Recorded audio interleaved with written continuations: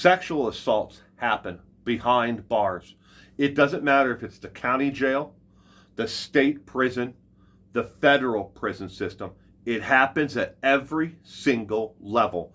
It doesn't matter if it's a maximum security or if it's just your county lockup and there are only 10 to 15 individuals locked up at one time. It happens.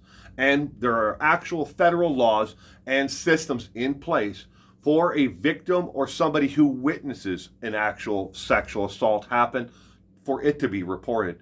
It's called a PREA investigation. PREA investigation. And they look into every aspect of it. They come in and they try to interview the actual victim. They interview other people who may have seen it or heard it happen. And they then try to build a case against the individual who actually committed the offense. Just such an investigation started at the Dodge Correction Center in Wisconsin. And it just happens to be the same housing unit that Christopher Watts is a member of and where he is currently housed. Now, he is in a protective custody housing unit, and this sexual assault happened in that actual housing unit. But the investigation got much, much larger from there as soon as they started to investigate the actual crime. It turned into a sexual assault investigation, and then it is led on to a physical assault and a theft from Dodge Correction Center. So now they're looking at 3 separate cases.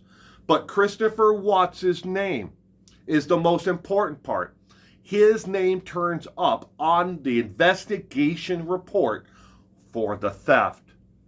Yes, as one of the possible inmates in that housing unit, they are now looking at him as possibly somebody who stole items from Dodge Correction Center's inventory.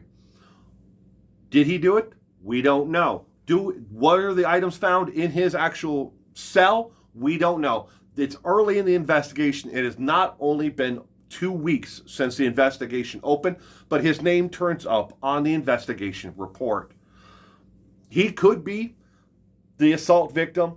He could be the sexual assault victim on top of it. We just don't know at this point because they do not release the names, the victim or the actual perpetrator in the PREA investigation. That is kept under seal until they file actual charges or reprimands against the individual. And a large portion of those investigations do turn into criminal charges against one of the individuals. Again, he could be the perpetrator for all we know, but we know this much for sure right now today. As of April, Christopher Watts is a person of interest in the theft of items from 2 separate areas of the Dodge Correction Center, both of which he could have had access to through his prison job. Did he do it? We're going to wait to find out. But thank you for joining me today.